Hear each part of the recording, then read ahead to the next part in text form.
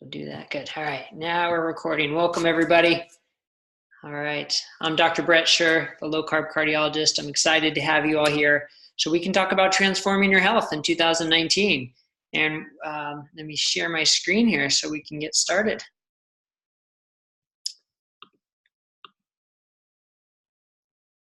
All right. Great. Well, it's a pleasure to have you all here. Look, we all want to be healthier, right? We all want to improve our health and improve our life. And online, there are thousands of different ways to do it. So today I'm going to share with you how I think we can transform our health in 2019, but also our experience with the healthcare system, because that's such an important part of how we interact with our health is the healthcare system. So for starters, cardiovascular disease is the #1 killer of men and women. I feel like you sort of have to start any talk about health with like the bad stuff, right? 1/3 of all Americans die from cardiovascular disease. 92 million Americans are living with cardiovascular disease. And then you see this quote, every 34 seconds, someone dies of a heart attack. And the annual health expenditure and lost productivity from cardiovascular disease is $330 billion. Like, when I see statistics like this, I don't even know what to do with these statistics. They're mind-boggling. And the problem is, it's not like this is a brand new problem that just came up. This has been this way for decades, for generations, really. And it's happened under the guidance of a system that is trying to prevent it.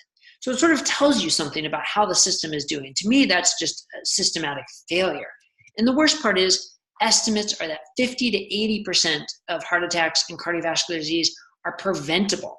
But we have a system that does not work for prevention, does not work for health promotion.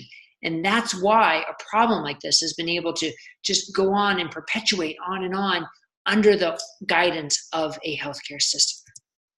And so Walter Cronkite said it best: America's healthcare system is neither healthy, caring, nor a system. So what I want to help you do is learn how to engage with that system, interact with that system to be your best advocate and get more out of it so you can promote your health.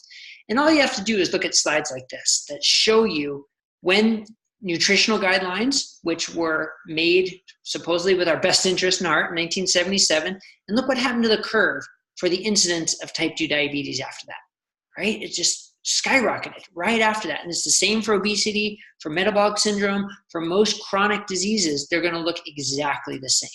So at best, the government interventions, the guidelines, the society interventions failed to stem this epidemic. That's at best. At worst, it directly contributed to it. And this is so ingrained in our system now, of our teaching, of our nutritionists, of the food in our schools, what we're teaching kids, and every interaction in your doctor's office is basically based on these guidelines that have caused this epidemic. And that's what we need to change. And drugs don't fix the problem. So 60% of Americans, 60% take one prescription drug. 15% take more than 5 drugs. And despite this polypharmacy, despite this insistence on giving people more and more drugs, our overall health and life expectancy continue to decline. We have to realize that health is not the absence of disease. Health is so much more than that, and drugs don't fix the problem. But why should you listen to me? Right? I'm just some guy talking head on the internet. Why should you listen to me? Well, I'm a board-certified cardiologist. I'm trained in preventive cardiology. This is my life, to prevent cardiovascular disease. I've had 20 years of clinical experience working with patients, but I'm also trained as a functional medicine provider, as a personal trainer, as a behavioral change specialist, and a fitness nutrition specialist. So clearly, I'm willing to think outside the box. After years of working with patients and being frustrated by the lack of ability to really help them and seeing people struggle and suffer, that's what motivated me to get extra training in functional medicine, to become a personal trainer, to learn about behavior change. Because it's one thing just to spew out information, correct or incorrect, but it's another thing to help people learn to embody this information and change their lives. So with this training, what I've been able to do is I become a podcast host and an author. I do one-on-one online health coaching. I have a 6-month health and lifestyle program, and I'm organizing a low-carb weekend retreat. And I gotta be honest with you, I think I've helped more people, more deeply, more sincerely, and more meaningfully as a one-on-one health coach and in my 6-month health coaching program, and by promoting information on my podcast. I've helped more people that way than I probably have as a general cardiologist, which is a little disappointing because you don't spend 14 years in school and training and residency to get into a profession where you don't really help people. At least I did. But now I've sort of seen the light, I guess you can say. And with my one-on-one health coaching program, my 6-month program, that's where I'm really seeing people change. And now this low carb weekend retreat coming up the first weekend in April, limited to 20 people.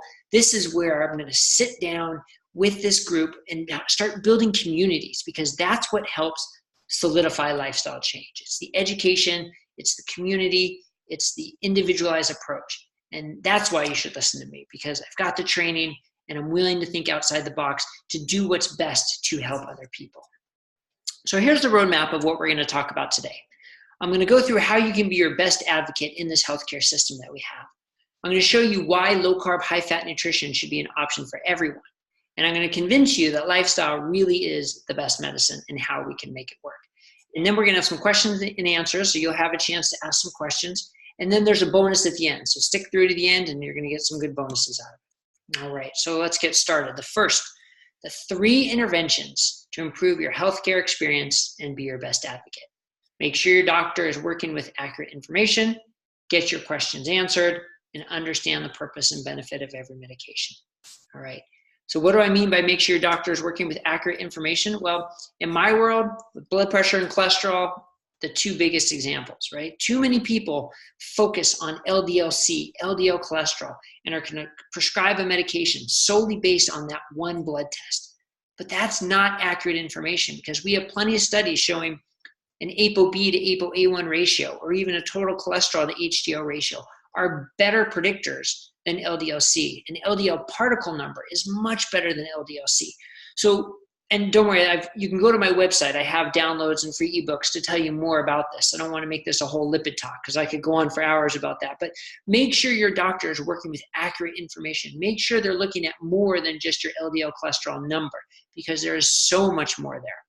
But the other one is blood pressure. And I do want to spend a little more time on blood pressure because I don't think that gets enough attention. All right. Back when I was in medical school, a normal blood pressure was 100 plus your age. So if you were 60 years old, a blood pressure of 160 was normal. Things are changing, and quite dramatically, and partially for good reason. But now the guidelines are everybody should be under 120 or over 80, basically. Everybody should be there. And that means more and more blood pressure medicines. Blood pressure medicines that cause you to be lightheaded and dizzy and tired and fatigue and sexual dysfunction and mental fog and just feeling lethargic. And nobody wants to feel that way. So we want to make darn sure that that blood pressure medicine is helping you and you are the one who should be on it. But here's the biggest problem, and this is the point I want to make.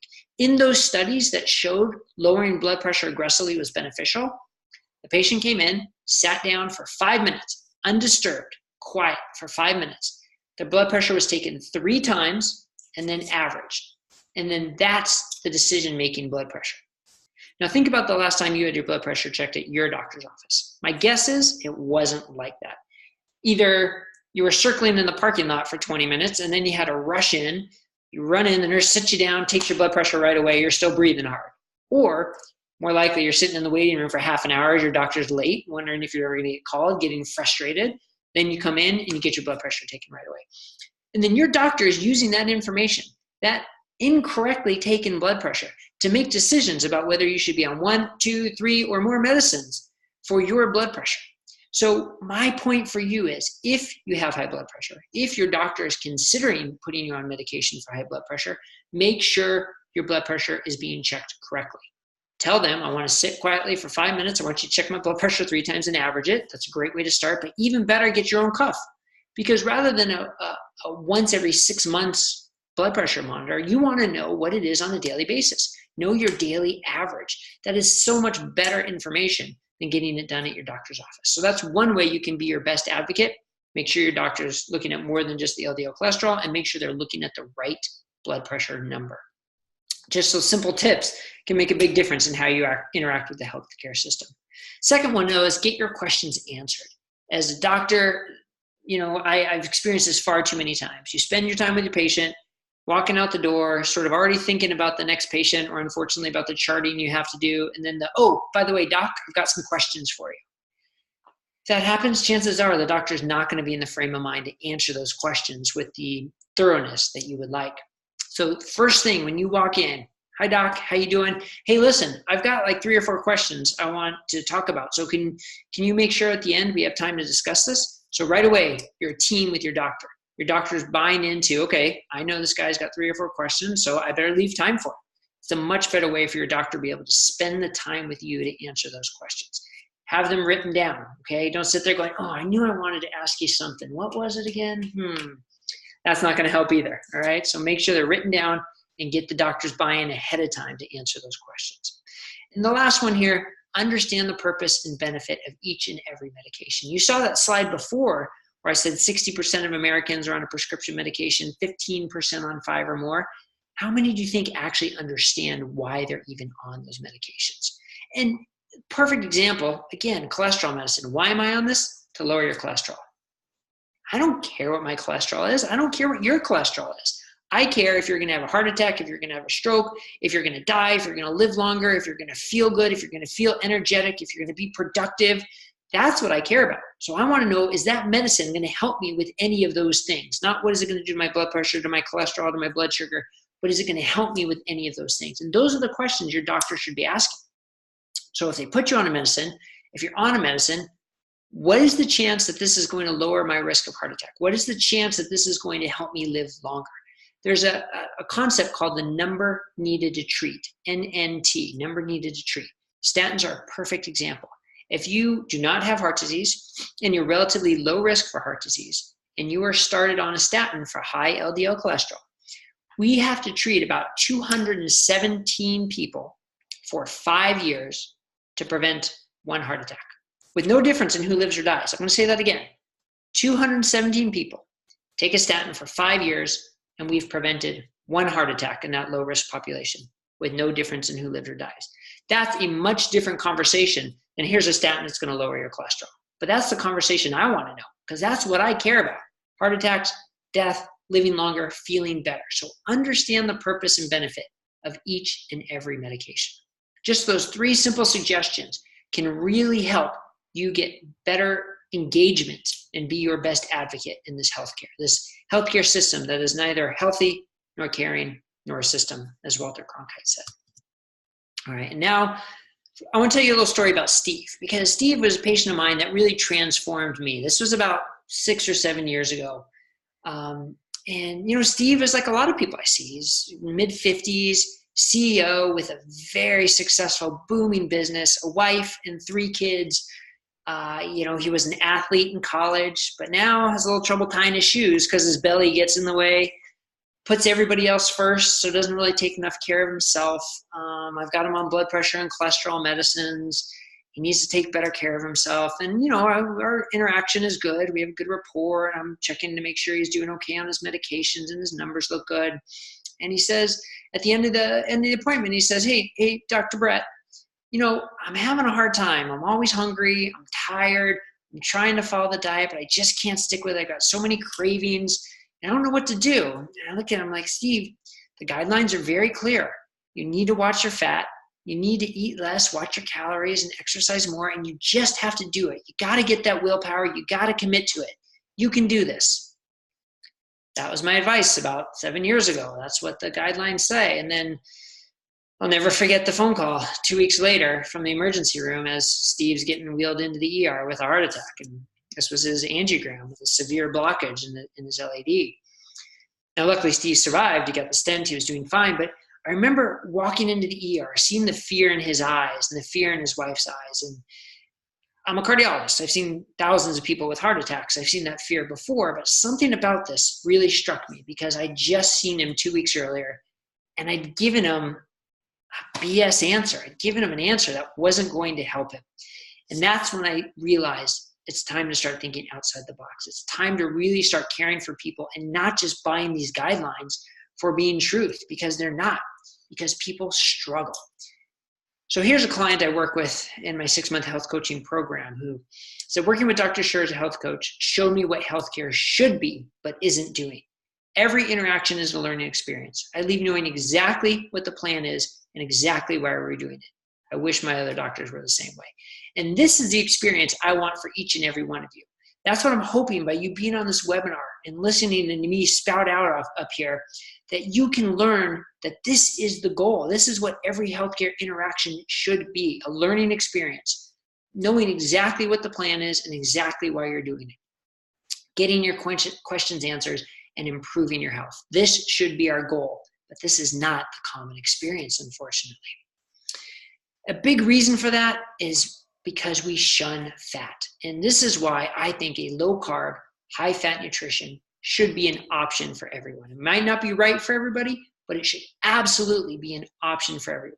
Now, first, look at these pictures. I love these pictures. I get hungry just looking at these pictures. People say a low carb, high fat diet is so limiting and you can't eat much food. And look at that. Who needs more than that? I think that's fantastic. Plus all the veggies you can eat. But anyway, first of all, we need to explore a little bit why fat has been shunned and why the medical community basically says you need to avoid fat. And hopefully most of you know this, so I'll go through this quickly, but the evidence is terrible. It starts back with Ansel Keys in the 1950s, doing observational studies of people in different countries, seeing those who have heart attacks, those who die, those who don't, and trying to correlate it with what they ate. And in his conclusion was that those who ate more fat had more heart disease and died more. Well, that type of evidence is very poor epidemiological observational studies. And here's the perfect example. He looked at people in Crete, island of Crete in Greece, who were outside working all day, who ate local foods, just whatever was around, and they prepared it themselves. They ate with their families. There's no fast food restaurants. There's no all-you-can-eat buffets. And he compared them to people in industrialized societies who sat on their fat butts all day, to be honest with you, and just sat inside. They weren't outside working. They weren't physically active. They ate at the corner store. They weren't preparing their own foods. Nothing was locally grown. And he said the main difference was the fat. The fat is what did it, so we have to avoid fat. And unfortunately, because of the environment at the time, it just took off. That message took off. Now, here's the thing. That wasn't the only study. There have been hundreds of studies since then that use the exact same poor science. I wish we could say we learned from our mistakes and we realize how poor the science is, but here's one from 2018, just recently in Lancet Public Health. Same type of science saying low carbohydrate diets increases mortality. Here's another one from 2010. Low carbohydrate diets increase mortality using the exact same type of evidence. So people who eat more meat in the 80s, 90s, 2000s were unhealthier in general. They smoked more, they exercised less, they were overweight, they're more likely to have high blood pressure and diabetes.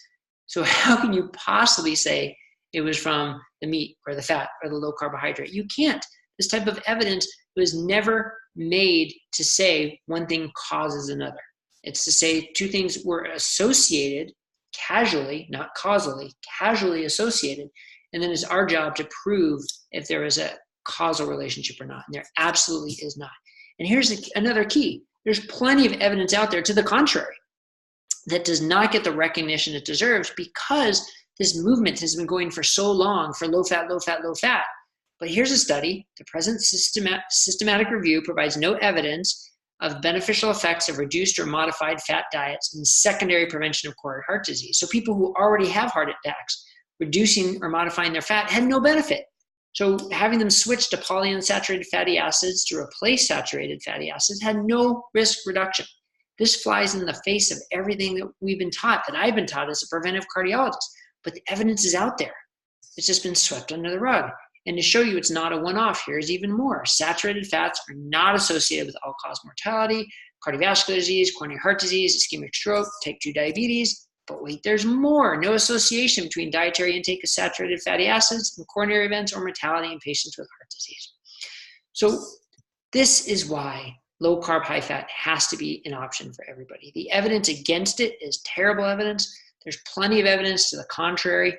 And then we have studies like this.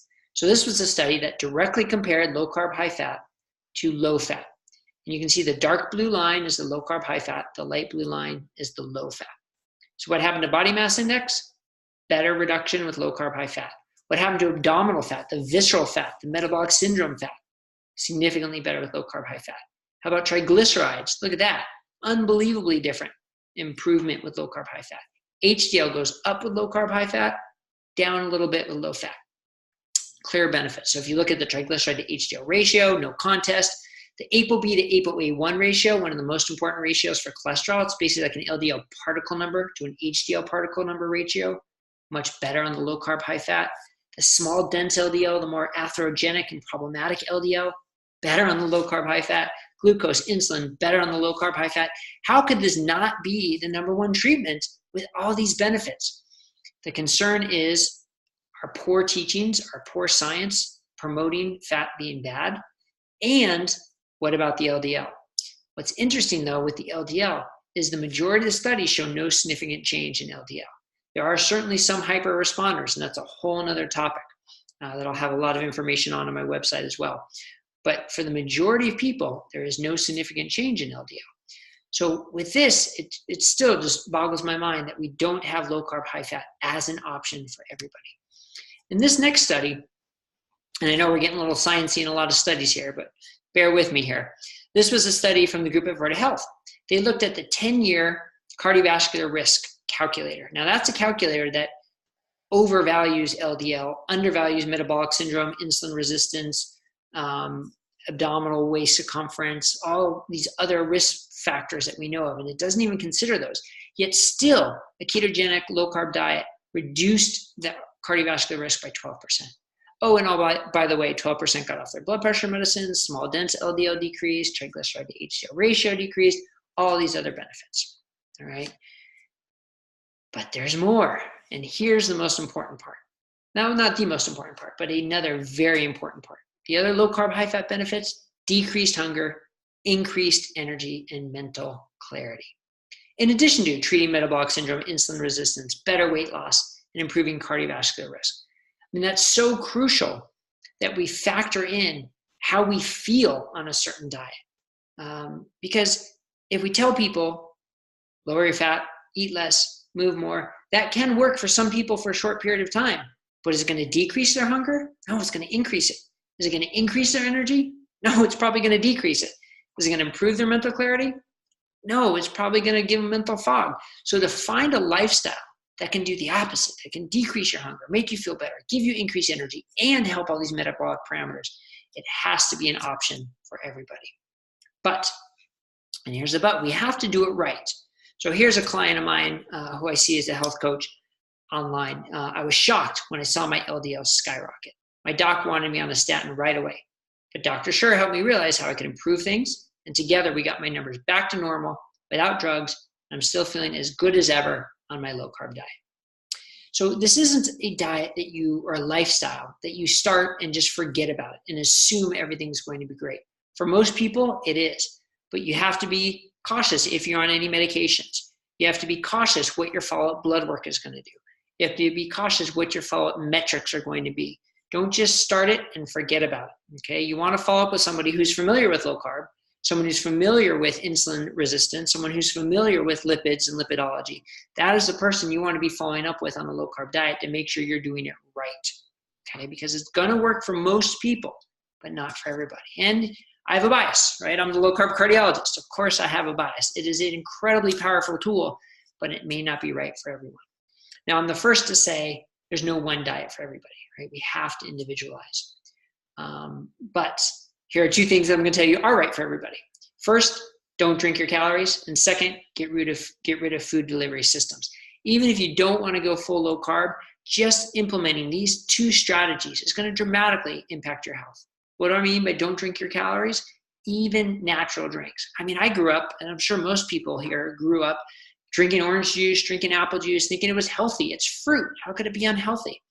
You know how many apples it takes to make apple juice and how many oranges it takes to make orange juice? I don't know, say like 6 oranges for a full glass. Would you ever eat 6 oranges? Never.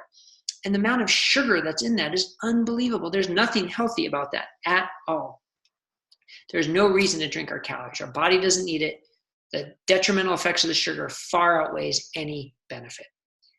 All right, and what about food delivery systems? Well, this is what I mean by faulty food delivery systems. Where's the food there? The food is the meat, the mushrooms, the cheese, the bell peppers. And what's the rest of it is the faulty food delivery system, this enormous bun that your body doesn't need. There's no need for those types of starches and carbohydrates in our system. Our body can synthesize all the glucose it needs. That is absolutely wasted, at best wasted calories, but at worst, spiking our glucose, spiking our insulin, promoting our fat deposition, and promoting insulin resistance, all because of a faulty food delivery system. Eat the stuff in the middle. Get rid of the delivery system. Same for tacos, same for burritos. Eat the stuff in the middle. Get rid of the food delivery system, right? So don't drink your calories and get rid of the faulty food delivery systems. And low carb, high fat should be an option for everybody. Now the third section here, getting near the end here so we can get to your questions, but the third section, lifestyle really is the best medicine. It really is. Not prescriptions, not drugs, but lifestyle. The key is finding the lifestyle that works and making it stick, all right? Science says so. It's not just me. Science agrees. So this one New England Journal study looked at people who are at the highest genetic risk of heart attack. So they were 90% more likely to have a heart attack than the average population. And those with a healthy lifestyle reduced the risk by 50%. No drugs, no surgery, just not smoking, not being obese, exercising regularly, and eating a healthy diet. Reduced the risk by 50%. And that's not the only one. A Journal American College of Cardiology study found that 85% of heart attacks could be prevented with a greater attention to lifestyle. 85%. I mean, that's mind-boggling. And then just something as simple as walking with a brisk pace rather than a regular pace if you're over 50 is associated with a reduction in mortality. Simply by walking at a brisk pace. Simple lifestyle changes. But maybe they're not so simple because for some reason, this seems to be so hard. Only 12% of Americans are metabolically healthy. Only 3% of Americans follow all 4 healthy lifestyle parameters. 12% are metabolically healthy and only 3% follow healthy lifestyle habits. I mean, that's mind-boggling too. How can this be? And the problem is the message we're giving is the wrong message. Eat less, move more, reduce your fat does not work. And if that's the message we're telling people, we're setting them up to fail. Here's another one of my clients. I was always told I simply didn't have enough willpower to stick to a diet. I couldn't understand why I was always hungry and craving foods. I figured it was all genetics. But working with Dr. Schur showed me there's a better lifestyle that I can stick with, still feel great, and enjoy my life. Thank you, Dr. Schur. I love to read quotes like this because this is the power of finding the lifestyle that's right for each individual rather than just sticking to one message. Because so many people I see, every week I see probably a dozen new people who say, I just thought I didn't have enough willpower. I thought it was all my fault, but it's not your fault. We're giving the wrong message to make you hungry and to make you crave foods. But there's another message out there that works better. There's a lifestyle out there that works better, and the science proves that it's a better treatment. Now, there are some keys we all need to consider. Be aware of the one-size-fits-all nutrition and lifestyle changes. And I'm a big proponent of that as well. Like, I would not say low carb, high fat is right for everybody. I think it should be an option for everybody, but it is not the one thing for everybody. We have to individually tailor nutrition and make it flexible to work with you. Also, remember, when you eat is just as important as what you eat. So time-restricted eating, intermittent fasting, made so much easier by a diet that fills you up, makes you full, makes you feel better. That's the low carb, high fat diet. None of this eating every 2 hours, eating 6 meals a day. That's what you need to do when you're having a low quality, high carb diet and your sugar and your insulin's going up and down like a seesaw, not on a low carb diet. We all have to start moving our bodies more. We sit too much at work. We sit too much in the car, even just 15, 20 minutes of a brisk walk. We have to get serious about our sleep. Poor sleep affects every decision we make during the day. It makes us hungrier, gives us more cravings, makes us less likely to want to take care of ourselves. And don't be afraid to test and adjust. Don't make a lifestyle change and forget about it. You have to retest. You have to make adjustments. You should be working with somebody who wants to do just that. Not say, great, change your diet, see you in a year. But say, excellent, let's find out what's going to happen in 3 months. Let's retest your blood. Let's retest your waist circumference. Let's see how you're feeling. Come back and see me. Let's discuss this. Let's do a video call. That's the person you should be working with to make sure you find the lifestyle that works for you. But a word of caution, don't try and change everything at once. All right? Choose your most important things first and work on them one at a time. Because if you try and change everything, tomorrow I'm going to change my nutrition, I'm going to start exercising, I'm going to start sleeping, I'm going to meditate, you're going to be overwhelmed. There's just too many things to do on that to-do list. And I don't care what changes you make for tomorrow or next week or next month.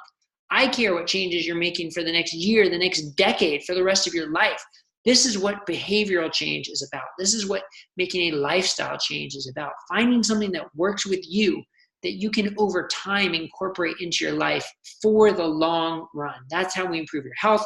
That's how we improve your productivity. That's how you reach your goals, whether it's to be more present with your kids or your grandkids, or to be more productive in your business, or just to get off your medications and have more energy, to be able to get up off the floor. Whatever your goal is, it's the long-term lifestyle changes that make the difference. All right. So now, time for questions and answers. So I'm going to stop sharing my screen here. That was a lot. Hopefully I didn't go through that too quickly. And I'm going to bring back my marketing manager, Ronnie Kassif, who's going to help with the questions. So like I said, there are a lot of people setting questions ahead of time. And then hopefully there's some questions, some live questions here. And Ronnie, I'll turn it over to you and you can help guide us here. Great. Thank you, Dr. Scher. So as we go through the previous questions that were asked in advance, please notice there's a little button that says Q&A at the bottom. Feel free to submit your questions there and we will try to get to as many as we can. All right. So to start us off, Frankie wants to know, can a bad CAC number, mine was 534 last week and I'm 72 years old, be reversed? Good question, Frankie. Thank you for the question. So CAC, coronary artery calcium score. So can a calcium score be reversed? The answer there is no, for all intents and purposes. You can't reverse a calcium score. But here's the key behind that. The calcium score is a marker of vascular damage that has been done. It's calcium in the deposits in the walls of your artery, not necessarily in the middle of your artery, but all it tells you is the wall of the artery, and that damage has been done. It's not going to be reversed. The calcium is not going to be reversed. But what you can do is you can potentially slow progression or halt progression, and you can make sure the vascular health inside the vessels is improved. And I see patients like this all the time, people who come with a high calcium score, and they say, what do I do? Especially ones who have just switched to a low-carb diet. If you've been on a standard American diet, high carb, high fat, processed food diet for 30 years, and you've spent 1 year on a low-carb diet, where do you think that calcium score and that vascular damage has come from? Probably that 30 years, not that last 1 year. So although we can't reverse it, we can make lifestyle changes to help prevent progression and to help improve vascular health in general. So it's a good question, Frankie. And just because we can't reverse it doesn't mean you need to give up. It doesn't mean that, oh, I've got vascular disease and there's nothing I can do about it. There's so many other things we can do to improve your vascular health. And other tests like carotid intima media thickness testing, that can show progression and regression. That's an ultrasound. But the calcium score, not so much for the regression point. Great, thank you. Next question. Gregory says, cholesterol builds up in coronary arteries and is part of the plaque buildup that contributes to atherosclerosis. In simple terms, help me understand why a keto diet with high fat does not contribute to heart disease. I just can't seem to get my head around that. Great question, Gregory. Great question. I get this a lot. And it's sort of an easy thought process. There's cholesterol in plaque and cholesterol in food. So if you eat one, if you eat cholesterol, it must therefore get into plaque and cause heart disease. That's a very simple way to think about it and makes sense, but the body doesn't work that way. Fortunately for us, the body doesn't work that way because you got to go into the whole pathogenesis of plaque formation. Why does plaque form? It starts with vascular injury. It starts with a healing response. And then if LDL gets inflamed and oxidized, it can get retained in the vessel wall and it can perpetuate that response that makes the plaque build up. But it starts with the vessel injury. It starts with a breakdown of the defense systems of your vessels and increased oxidation. It's not simply the presence of cholesterol. It's not simply the presence of LDL. It's a whole process. And eating cholesterol actually does not raise our cholesterol numbers as much as we are told it has. And in fact, the nutrition guidelines now say cholesterol is no longer a nutrient of concern, that eating cholesterol is not a concern. Now, you can extrapolate it to saturated fat. Say, okay, saturated fat can increase LDL, so shouldn't that be a problem? Well, it also increases HDL. And what does HDL do? HDL can go into the plaque and take cholesterol out, take LDL out of the plaque and reduce the plaque burden. It can reduce triglycerides. It can reduce your insulin resistance and your inflammation. All those things can reduce vascular injury. So it's far too simplistic to think about it as we eat cholesterol, cholesterol's in plaque. And it's not anybody's fault for thinking that way, because that's what we've been told. That's what we've been teaching for so long. But it's a far more complex process than that. And actually, low carb, high fat can be so beneficial for preventing plaque, because you're treating all the other risk factors of developing plaque. So great question. Hopefully that helped with answer it. Okay, great. Thank you. So next we have a question from Claudia. Claudia says, I cannot find a cardiologist in my area that has any knowledge of the keto diet and functional medicine. I'm hoping to have a physician wean me off of digoxin and meteropolol drugs. Are you able to help? That also kind of feeds into Bruce's question. Bruce, I know you're live here. You also said that you're having trouble finding a low-carb functional integrative practitioner. Okay. Yeah, great questions. Great questions. So finding a practitioner near you along these philosophies can be challenging. I know, dietdoctor.com, lowcarbusa.org, they do have lists of physicians who are low carb friendly. So you can definitely check out those websites, and that might be able to guide you. Alternatively, people like me are now starting to see people as online health coaches. So with my health coaching clients, I can't be their physician, unfortunately, because of the way the laws are, but I can help people understand their health from a different perspective, to figure out how their lifestyle impacts their health, how you can best promote your health, and to use all my knowledge and experience to give to you in that way. So although I can't write prescriptions, I can still help you guide your health. So finding someone who does do health coaching online, and that's like I said in the beginning, that's one of the ways where I can impact people the most and help them the most, and get people into my 6-month program to really help you change your lifestyle, to make these changes stick. And whether that eventually helps you get off your drugs, great. I can also help foster the communication with your physician. And that's what any good health coach should be able to do, to speak the same language as your doctor, to help foster that communication. So if they're just getting out the prescription pad and writing, you can then go back to them and have the right questions to answer. Have a higher level discussion with them about your lifestyle, about your health, about the ability to get off metoprolol and digoxin if that's safe, to get off statins, or whether they are truly indicated, to be able to see things in this broader perspective. All right, so check out those websites, check out Diet Doctor, check out Low Carb USA, look at their lists, and if not, find someone like me who can do a health coaching consult with you to help you along that path. Great. George says, I tried going low carb and I had a hard time. I even went to a conference which had great scientific information, but not a lot of information that helped me understand what to do. Any recommendations?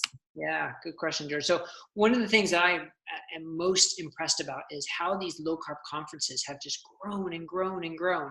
There's a lot of providers and physicians going to the conferences, and Low Carb Denver's coming up in a couple weeks, or next month, I think, where I'm speaking, and they sold out at 600 people. I was just in Low Carb USA in West Palm Beach, and these conferences are fantastic. There's lots of great information. But I understand that some people have a hard time figuring out practically what to do. How do I implement this for me? And, the tricks and the tools and what happens when I hit roadblocks, and what about recipes and cooking? And actually, that's why I'm really excited about this low carb, my low carb retreat coming up in April 5th to April 7th, here in La Jolla, California. It's going to be beautiful.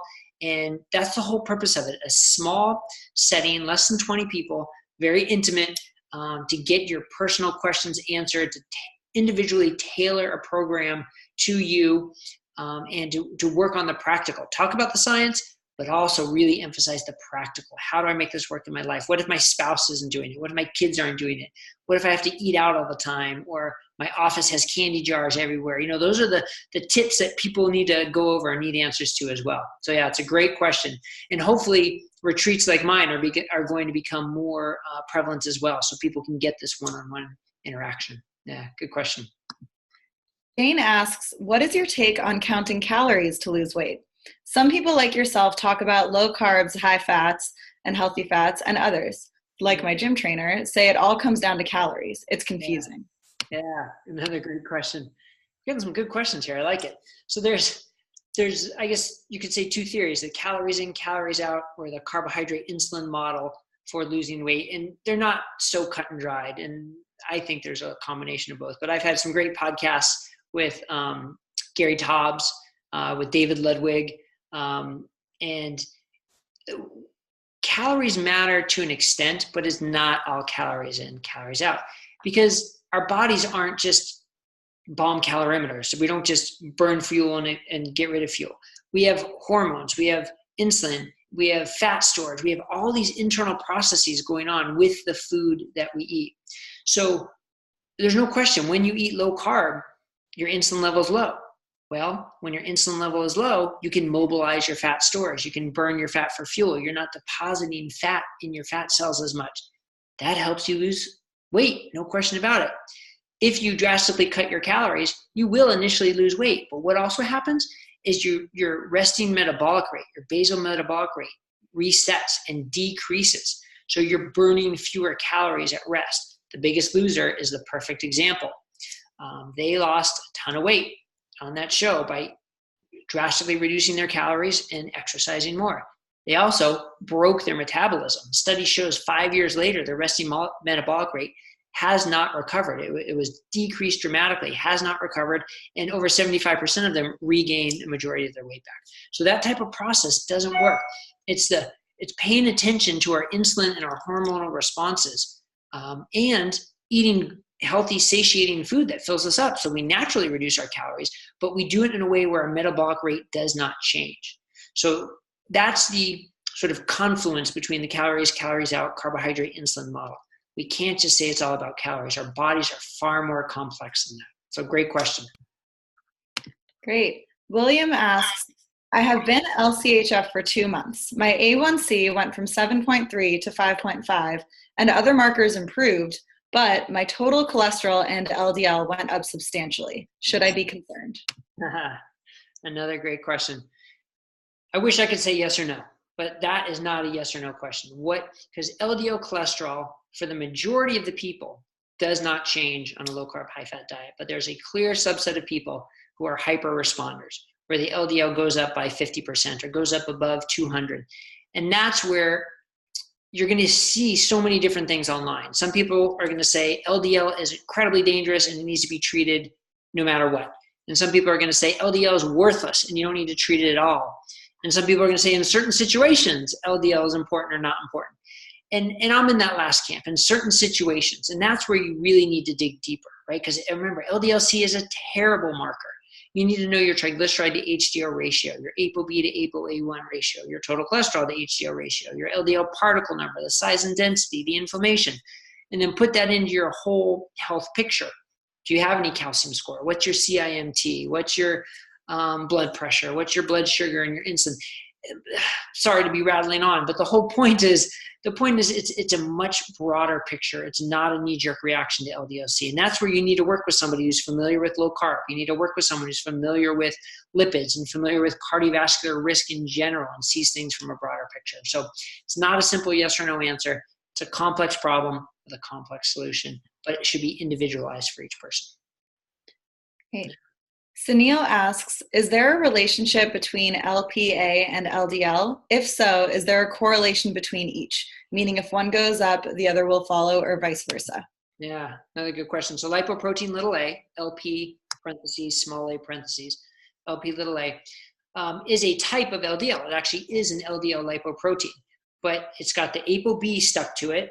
You can see my hand, LDL particle number, ApoB stuck to it, like all LDLs, but it's also got an apolipoprotein A stuck to it, and it's got this long thing called a kringle on it. And those alter the structure enough that it's not taken up as well by the LDL receptor. This is my LDL receptor, taking up the LDL, but when the lipoprotein A it's changed enough that the receptor can't take it up as well, so it stays in circulation longer, it's more atherogenic, it gets oxidized more. So the question is it related to LDL? It is, because it's a type of LDL lipoprotein. But interestingly, the number tends to be fixed. It tends to be more of a genetic predisposition to having a high or low number.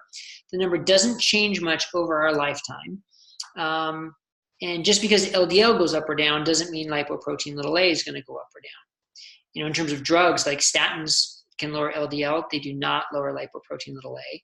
The PCSK9 inhibitors like Repatha can lower both.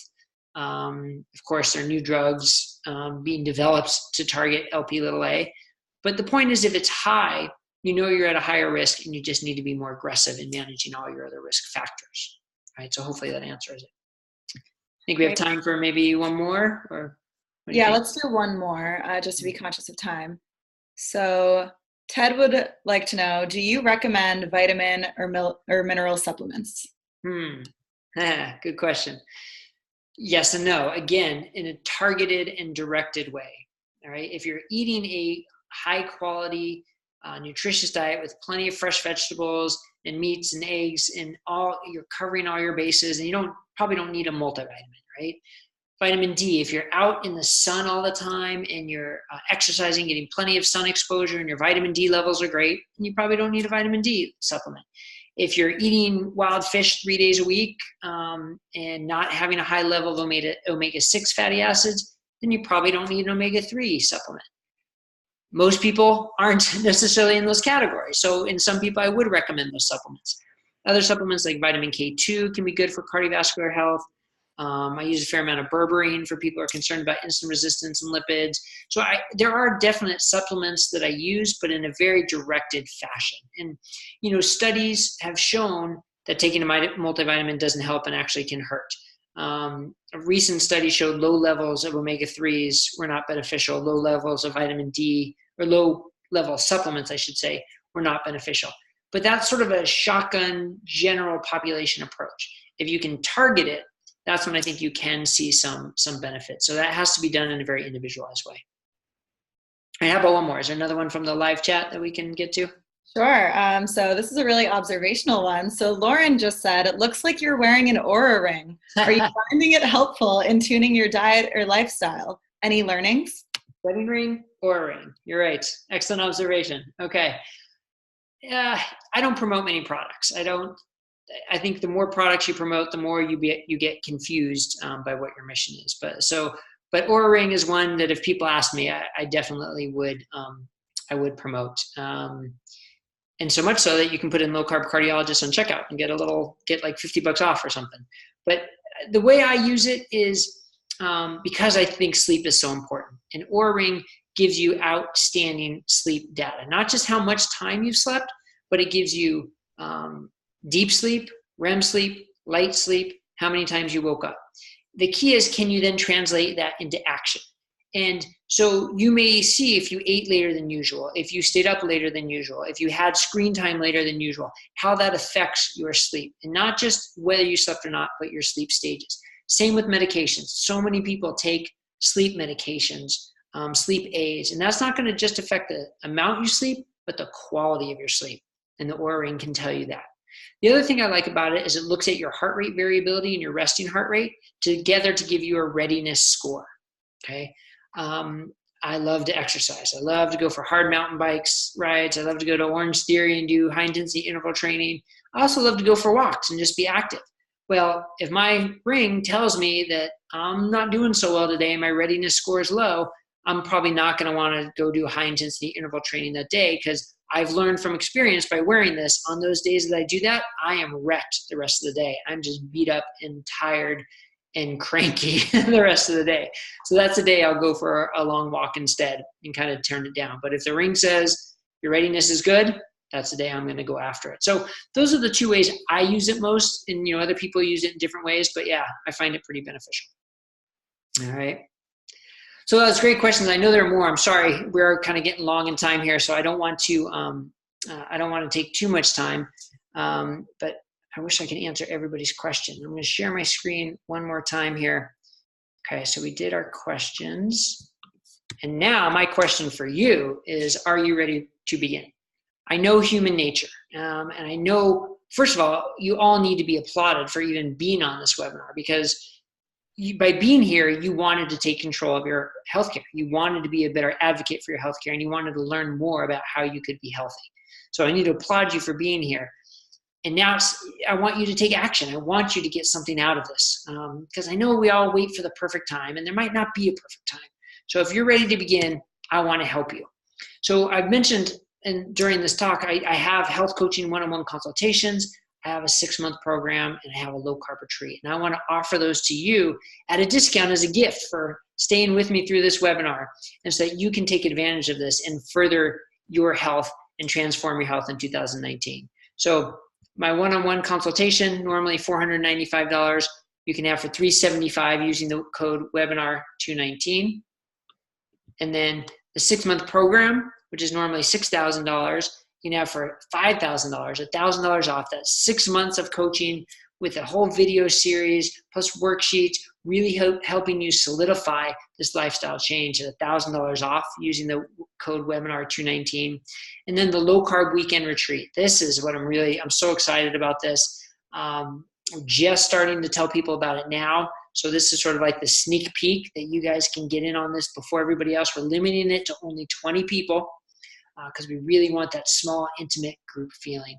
And these are the things we're going to talk about. We're going to talk about how to make lifestyle stick for you, how to find the right one for you. It includes a one-on-one consultation, and it includes a small group discussions, plus cooking demonstrations, plus all the meals. It's going to be great. So this is my gift to you to try and inspire you to take action, inspire you to transform your health in 2019 and take the next step to really make this work. So don't worry about writing all this down. And we're going to send everybody who signed up for the webinar, you're going to get an email with this information with links to the things to sign up for with our code. The code's only good for a week though, so jump on it because I want you to take action. I know human nature, the longer we put things off, the longer we put things off. I've seen it so many times with my patients and my clients, and that's not what I want for you. I want you to take action and improve your life today. All right. So thank you so much for joining me. It's been a pleasure, and thank you for all your great questions.